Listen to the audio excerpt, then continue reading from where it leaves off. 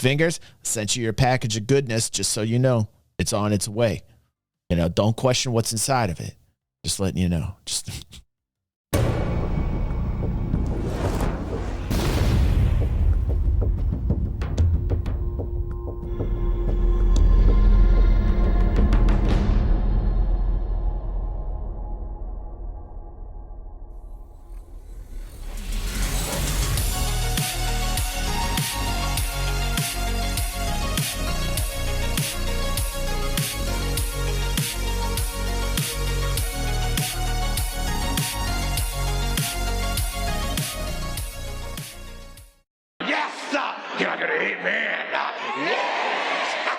what's going on, everybody? A moment of silence, please, for the stash. The stash died last week. The stash graced my face for a month and a half. It made some people angry. It was a very polarizing thing that happened. And then Christy shaved it off of my sleep. Shame on you. Shame on you, Christy. Now, everybody, let's just a moment of silence if we can. Some ones in chat for the respect. The stash is now gone. Oh, I miss the stash. A little bit of silence right now.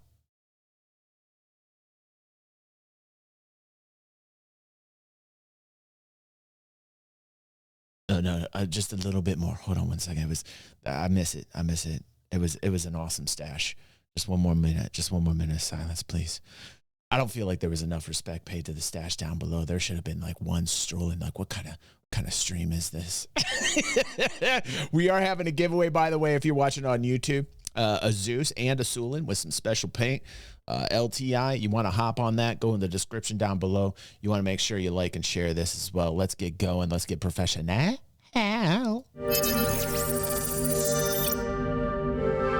So what happened since the last time we talked about Salvage? So the last time we talked about it, it was about the prototypes that we were doing with the entities spawned from the entire piece, so the thousands and thousands of entities. We had to reconsider our approach quite a lot because it was apparent from the prototype that several aspects of it weren't really going to work the way we wanted to. With the demo failing, or basically showing us the limits of our engine, which was the entity count, by showcasing that it takes a really long time to spawn all the entities that would fit the size of an 890 jump. We also had to reconsider some things because we wanted to get this in players' hands as soon as possible. So that means making a few adjustments to the scope. We were asked to come up with a solution by end of this year, which is structural salvage.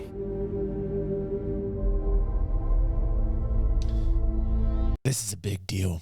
This is a really, really big deal. And this is going to take a long time to really, you know, like this is a game loop that's going to take a long time to develop. No lie. Just telling you right now. Like mining after all this time, all these years, mining's still going on, by the way. What's up, Coob? Good to see you, man. Good to see you here. What's up, Limitless?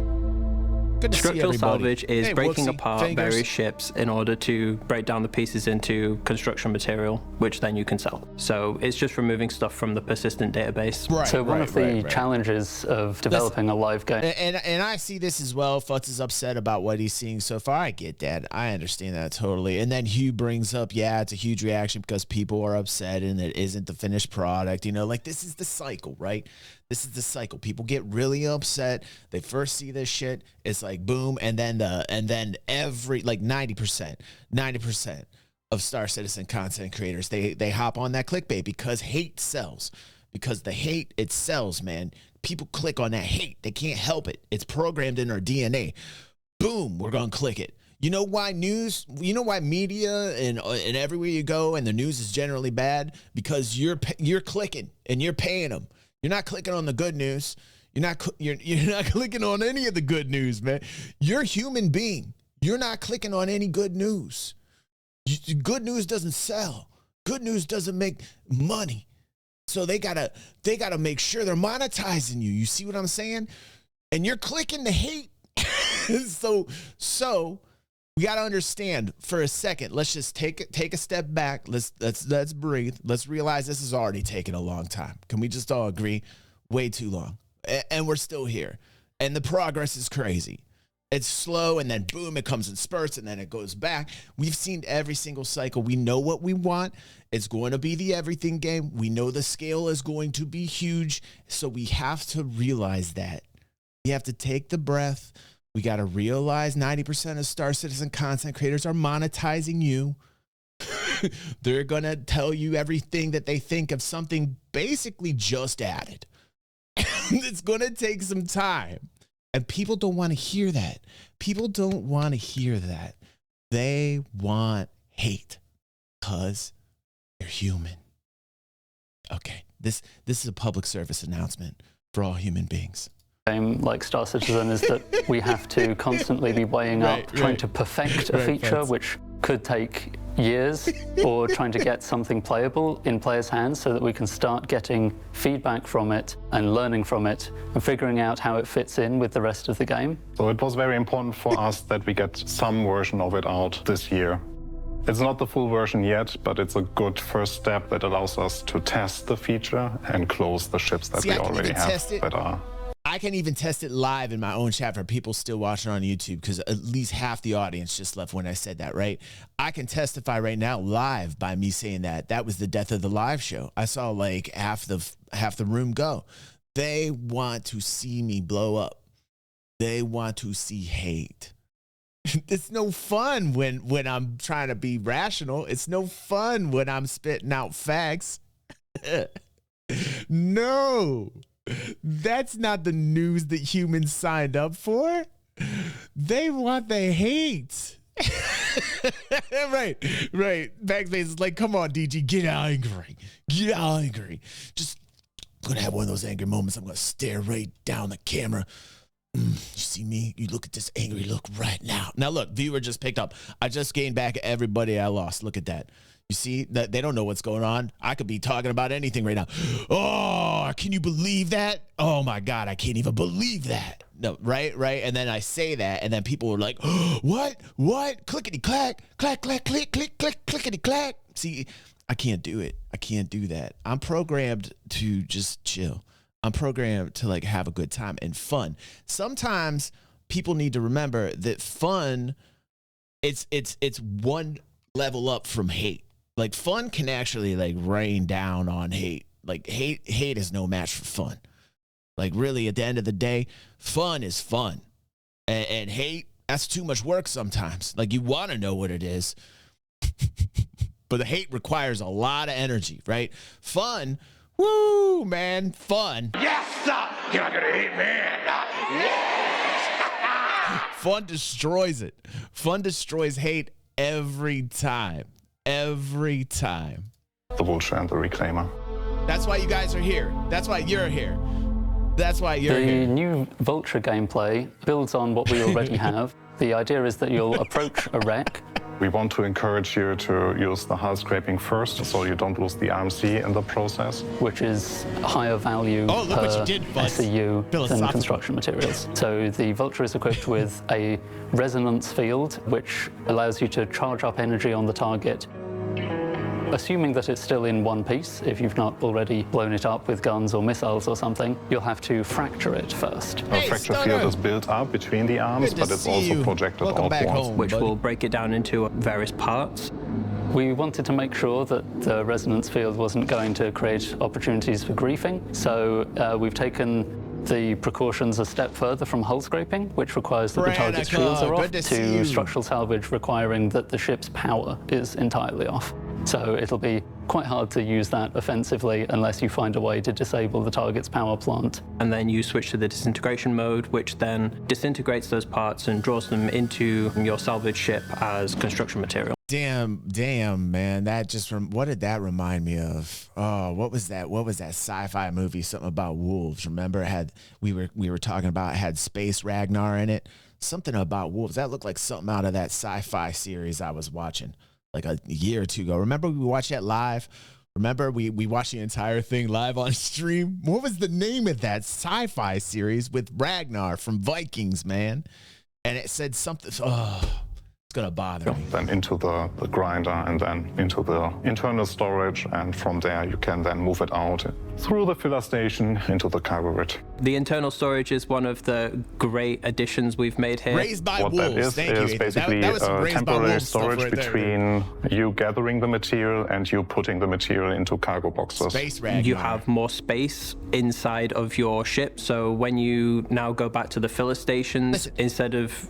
And here's the thing that's most important, the thing that I've really want to get down for everybody that's new here in Star Citizen world. It's like when we started covering this in 2015 and I was theory crafting this stuff, the devs and others at Cloud Imperium would listen, and the things were like influencers. Everybody's an influencer that's on here. If somebody's telling you they're not an influencer, they're just straight up lying to you. Anybody that gets on a platform and starts telling people how they think and telling them their opinions is an influencer. I always laugh. I hear these people out there, they don't even understand what they are. They'll start talking and they're like, well, I'm not an influencer though. It's like, yeah, dude, you realize where you're at? Like, do you realize you're talking to everybody? Like you're an influencer. Well, back in the day in 2015, 2016, we were theory crafting things and we would see these things start to land. Small things that we wanted. Weather systems, the ability to eat and drink, survival-based mechanics, these types of things that we theory crafted that weren't initially in any of the stretch goals, that were things that we wanted and we didn't know if they were going to happen. And you know what ended up happening is they happened.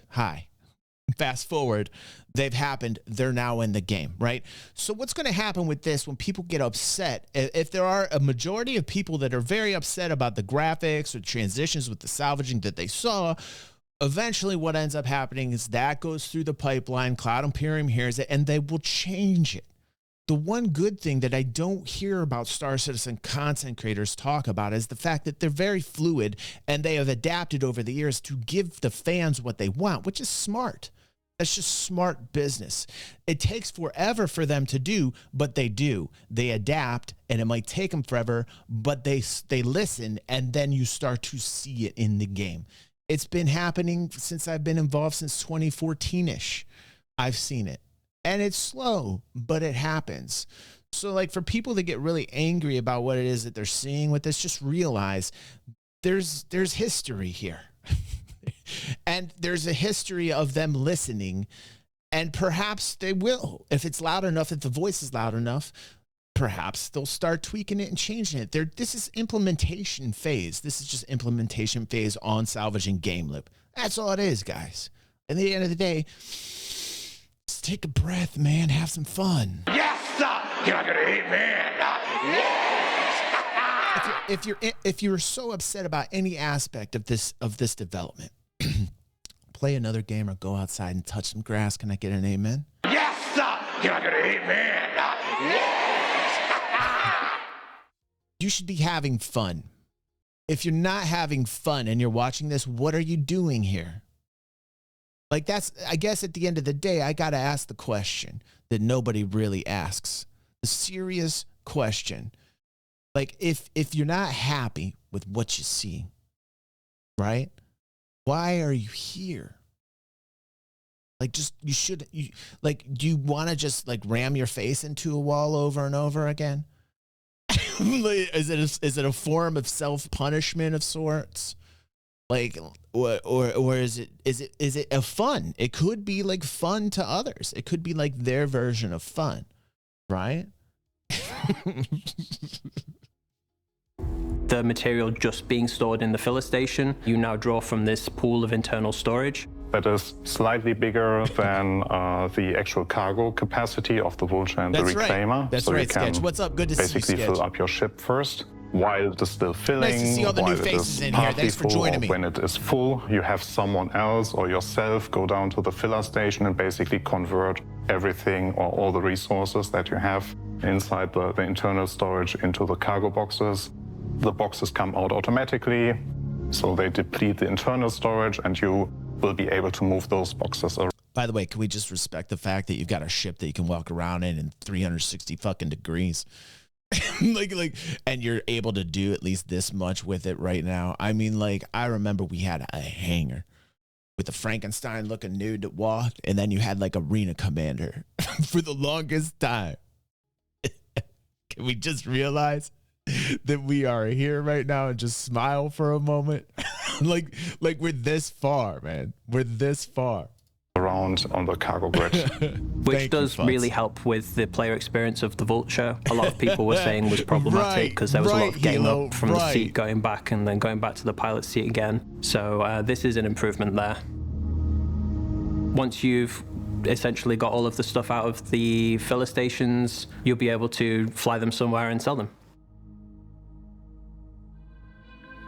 The Reclaimer gameplay is very similar to that of the Vulture, except that it's all done by the claw operator, who is the co-pilot seat. You may note, dude, that's what I want to be. I just want to be a claw operator for a day. Just let me be a claw operator. Is that the claw of the Reclaimer will look different? I think the art team did a really good job there. Damn.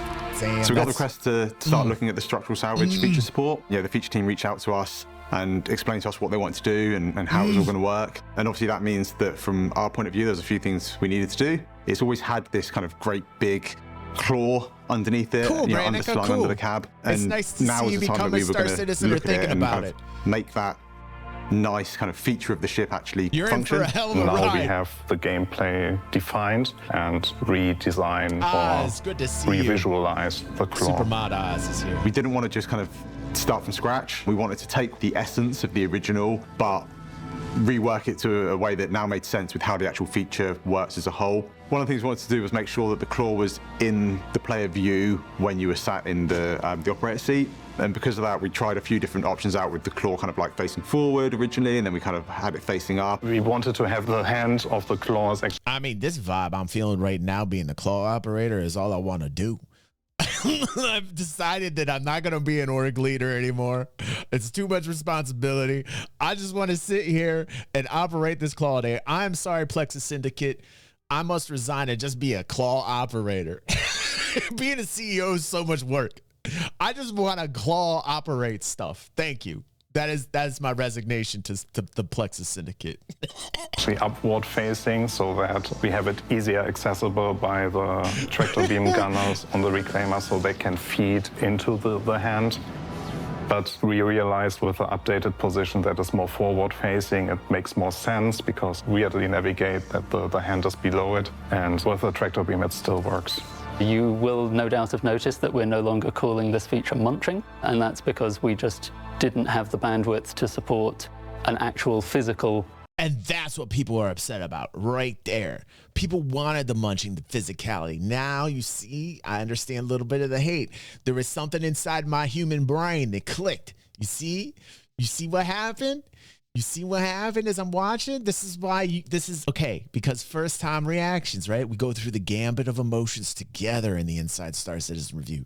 You've seen the craziest things while watching me watch the Inside Star Citizen show, because you've seen these 180s and 360s and 720s and I don't know what's after that. I'm not that smart at maths. Munching action of the claw. On the original, it was like claw that would rip things apart. Now the feature isn't working like that. So now it acts as the field emitter for the resonance and disintegration field. See, that was the part and piece in there that got people enraged, right? Because when you envision the Reclaimer and the claws, that's what you were envisioning. In your head, you were like,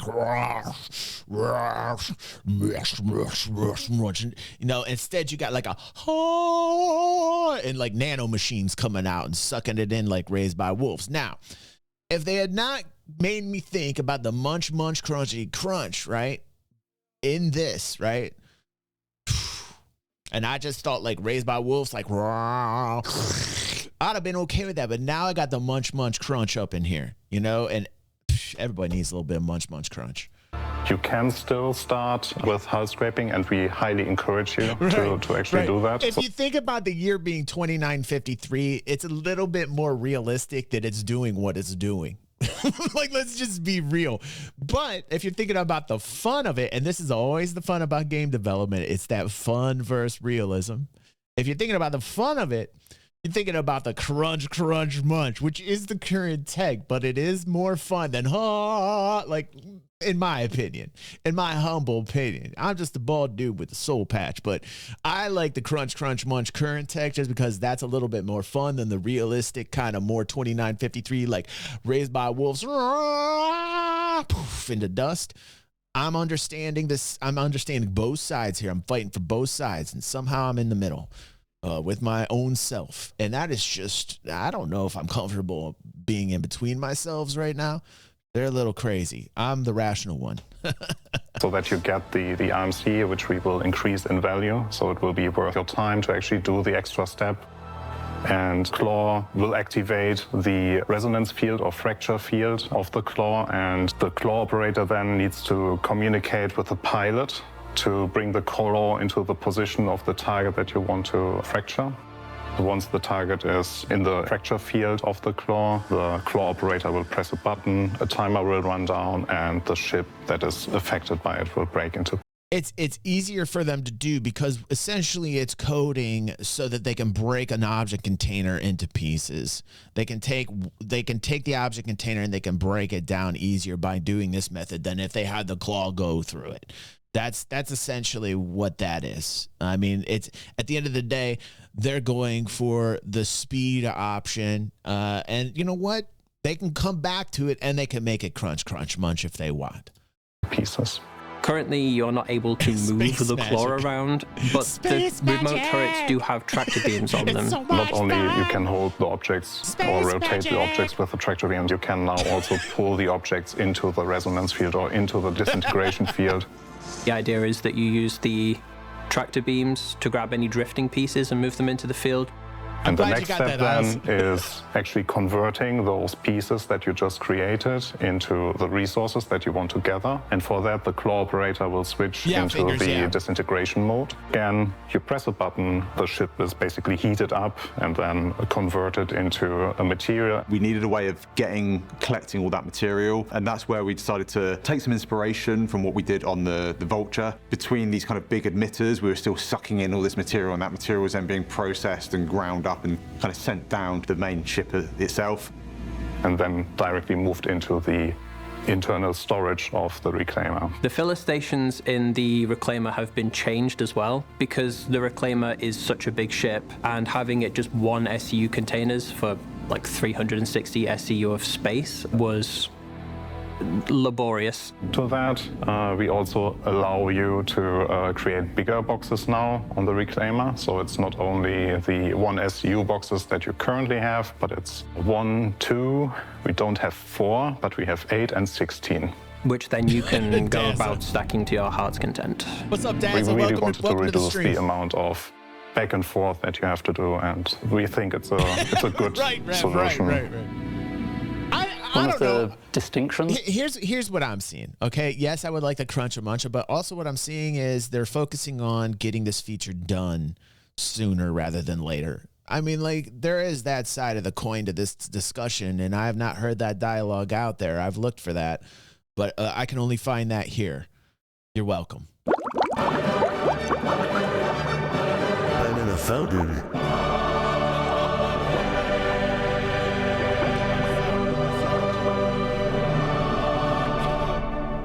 I'm my biggest fan. I'm so funny.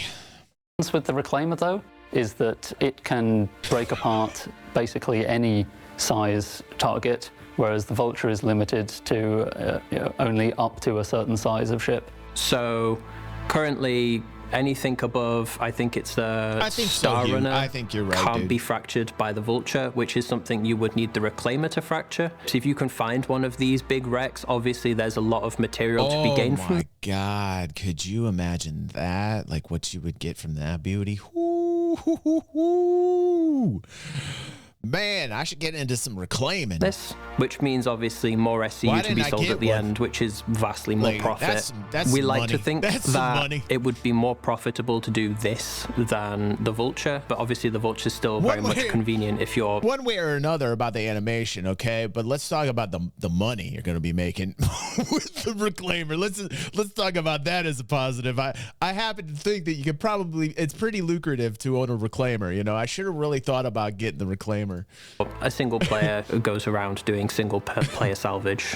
We're still very interested in enhancing the destruction side. There's been so of much work on the Reclaimer too, more similar over to the what years. was originally conceptualized with munching, but we're going to have to wait for Maelstrom to be more fully realized before we can start experimenting with that. So we've done a few things to improve the quality of life of Salvage in general. First of all, the Vulture has some interesting features that you can control each of its little salvage. Is the Reclaimer one of those ships for you backspace where you're like, yes, no, yes, no, yes, no? You just can't decide. Arms independently so that you can hold onto a target with a tractor beam. Some of the elements that you will have in front of you, the sum of all the pieces that you will have in front of you, will be too much for your cargo hold. That would be great. So what you shouldn't do in that time is actually trigger the disintegration, because every material inside that field will be disintegrated. So material will be lost that way. This is where the tractor beams come in place, because you can move out those objects that would make your internal storage overspill. So you get this nice little gameplay of, yeah, I actually pick what I want to grab. We also already in slight update to the crafting that we have in there.